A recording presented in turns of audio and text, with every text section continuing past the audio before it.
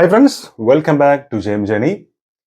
Kannur squad Mammukka ഇപ്പൊ ഇങ്ങനെ തുടരെ ഒരു ഹിറ്റുകളുടെ ഒരു പെരുമഴ തന്നെയാണ് സംഭവിച്ചുകൊണ്ടിരിക്കുന്നത്. അങ്ങനെ ഒരു ഞെട്ടിക്കൽ ഇപ്പോ ഭ്രമയുഗം എന്ന് പറഞ്ഞിട്ടുള്ള സിനിമയിൽ വരെ എത്തി നിൽക്കുമ്പോൾ ആ തുടക്കത്തിൽ ഉണ്ടായിരുന്ന ഒരുപക്ഷെ അത്ര വലിയ പ്രതീക്ഷ ഒന്നും തരാതെ വന്ന് വമ്പൻ ഹിറ്റായി മാറിയുള്ള സിനിമയാണ് കണ്ണൂർ സ്ക്വാഡ് എന്ന് പറഞ്ഞ സിനിമ.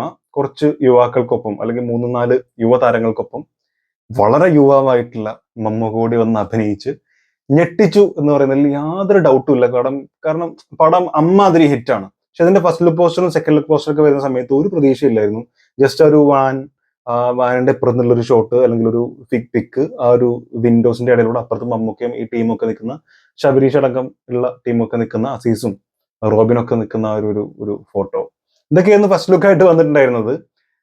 അപ്പൊ നമ്മളിത് കണ്ടപ്പോഴും ഒരു ക്രൈം ത്രില്ലർ ആയിരിക്കാം, അല്ലെങ്കിൽ കുറ്റവാളി അന്വേഷിച്ച് പോകുന്ന കുറ്റവും ശിക്ഷയും പോലെയൊക്കെ ഒരു സിനിമ എന്നൊക്കെ രീതിയിലൊക്കെ സംസാരിച്ച് വെച്ചൊരു സാധനമായിരുന്നു. പക്ഷെ എൻറ്റയർലി ഡിഫറെന്റ് ആയിട്ടുള്ള ഒരു സാധനം കൊണ്ടുവന്നിട്ട് മമ്മൂക്ക ഞെട്ടിച്ചു. ഒരു ക്ലാസ് ഐറ്റം എന്നൊക്കെ വേണമെങ്കിൽ പറയാവുന്ന രീതിയിലൊരു സിനിമയായിരുന്നു. അപ്പൊ അതിന്റെ മേക്കിംഗ് വീഡിയോ, അതായത് ഇതിന്റെ ഒരു ഷോട്ട് വന്നിട്ടുണ്ടായിരുന്നു. മമ്മൂക്കയുടെ അഭിനയം കണ്ട് ക്യാമറമാൻ ഞെട്ടിപ്പോയി എന്ന് പറഞ്ഞിട്ടൊരു സാധനം വന്നിട്ടുണ്ടായിരുന്നു. അപ്പൊ അത് കണ്ടപ്പോൾ മുതലുള്ള ആഗ്രഹമാണ് ഇതൊന്ന് കാണണമെന്ന്. എന്തായാലും ഒരുമിച്ച് കണ്ടു നോക്കാം. പുള്ളിന് അഭിനയം കണ്ടിട്ട് എന്താണ് ഈ ക്യാമറമാൻ ഇത്ര ഞെട്ടുന്നതെന്ന് കണ്ടിട്ട് വരാം. Okay, ready. Mammootty company presents making of Kannur squad volume 3. 1 ഉം 2 ഒക്കെ വേറെ ഉണ്ടോ? ചോറുക്ക് ഇയാൾ എങ്ങനെ കാണുമ്പോഴാണ് ഈ കുയിന്താവുന്നത്. ലേറ്റസ്റ്റിന്റെ കാര്യം പറയണ്ട.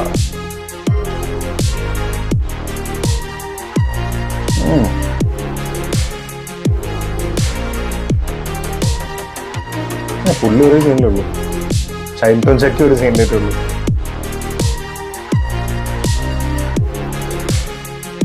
സണ്ണിച്ചൻ പൊളിച്ചു.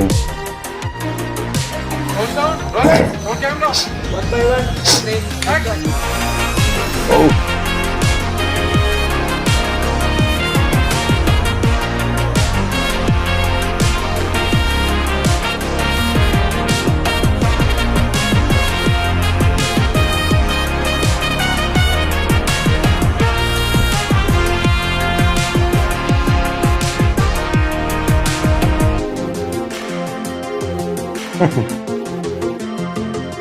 കറണ്ട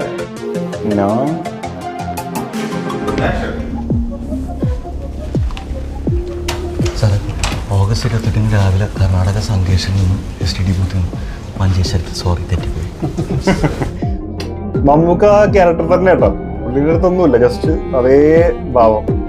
may be that is method acting, may be.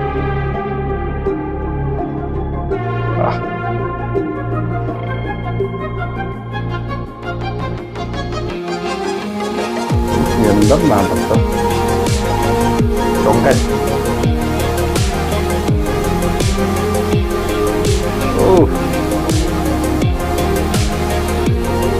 അപ്പൊ നിനക്ക് പോലീസുകാരന്റെ ഉണ്ട കൊണ്ട് തന്നെ വേണം കൂലി വിളിക്കണല്ലോ.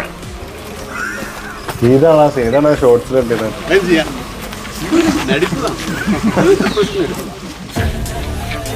ഭയം കിട്ടിയ നദിപ്പ് തന്നെ. ഇന്ത്യാവിൻ മാപ്പെരും നദികൾ.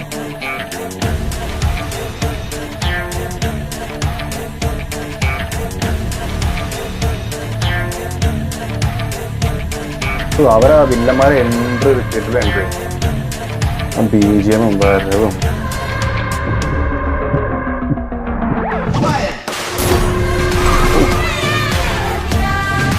ഇതൊരു ഇമ്പോർട്ടൻറ്റ് ക്യാരക്ടറാണ് ഈ വണ്ടി.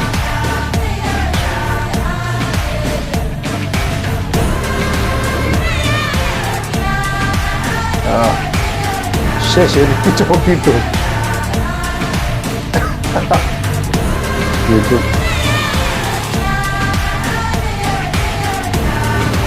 ഷാഫി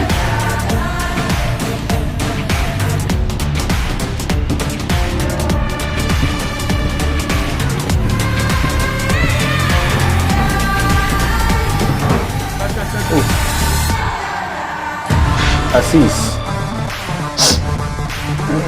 ഓ മോനെ ഇതൊരു കോലം സീന്, ഗൂസ് ബംസ് എന്നൊക്കെ പറഞ്ഞാല്.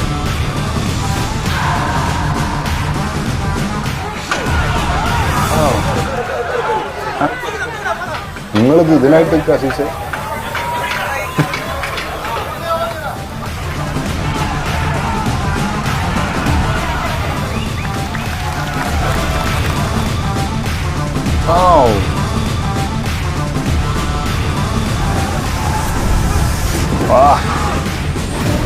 പുള്ളി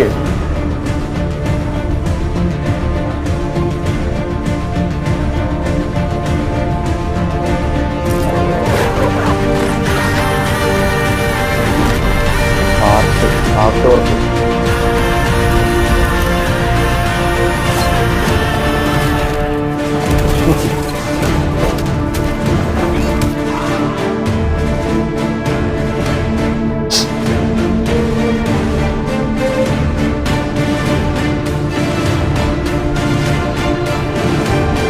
സീനൊക്കെ ഭയങ്കര എടുക്കല്ലേ എടുക്കല്ലേ.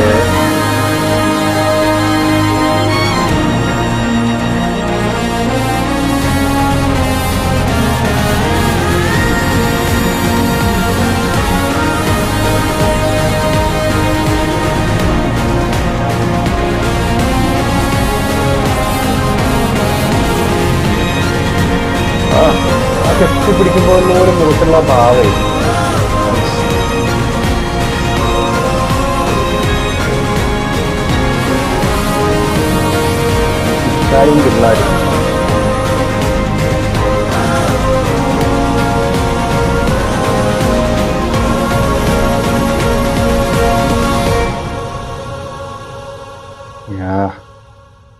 പിള്ളേരും പുള്ളി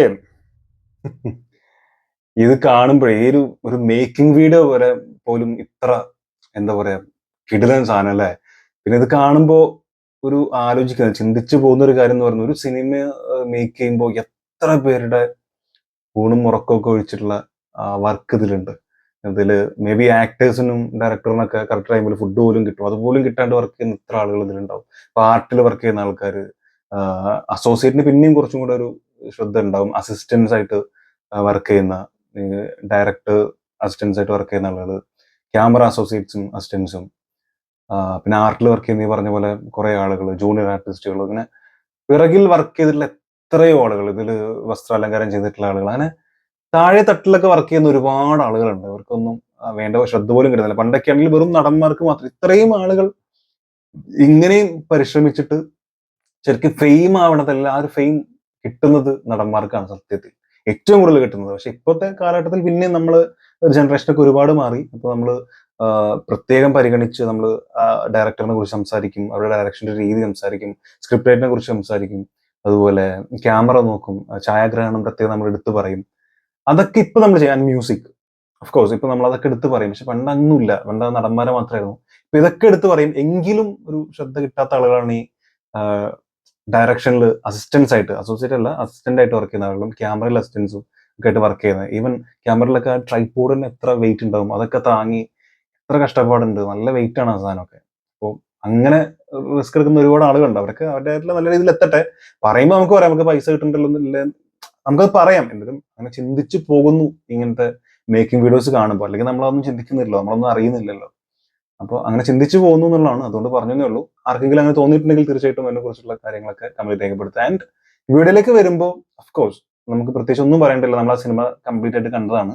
അതിൽ ആ ഫൈറ്റ്, ആ ഒരു വില്ലനെ പിടിക്കാം അവിടെ പോയിട്ട് അവിടെ നിന്നുള്ള ആ ഫൈറ്റ് ഒരു കിടിലൻ ഫൈറ്റ്. മമ്മൂക്കയും ആ ടീമും എന്താ പറയാ കള്ളിയുള്ള റൂമിൽ പെട്ടുപോയിട്ട് തീയിടുന്നതും അതിന്റെ ഇടയിൽ നിന്നുള്ള സംഭവം, ശബരീഷിന്റെ ഫൈനലി ആ വണ്ടിയിലേക്ക് പുറകിലൂടെ എല്ലാ ചാട്ടവും കിടിലൻ സീനായിരുന്നു. ഇതിൽ ഏറ്റവും one of the best scene ധൈര്യമായിട്ട് പറയുന്ന അത്രയും രോമാഞ്ചം കിട്ടിയിട്ടുള്ള ഒരു സീനായിരുന്നു.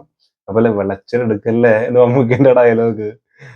പിന്നെ ഇതില് ഈ ക്യാമറമാൻ ഞെട്ടിപ്പോയി എന്ന് പറഞ്ഞിട്ടുള്ള ആ ഒരു ഷോട്ട് കണ്ടപ്പോ അത് ശരിക്കും ആ ഒരു ക്യാമറമാന്റെ റിയാക്ഷൻ അവിടെ ഇല്ല.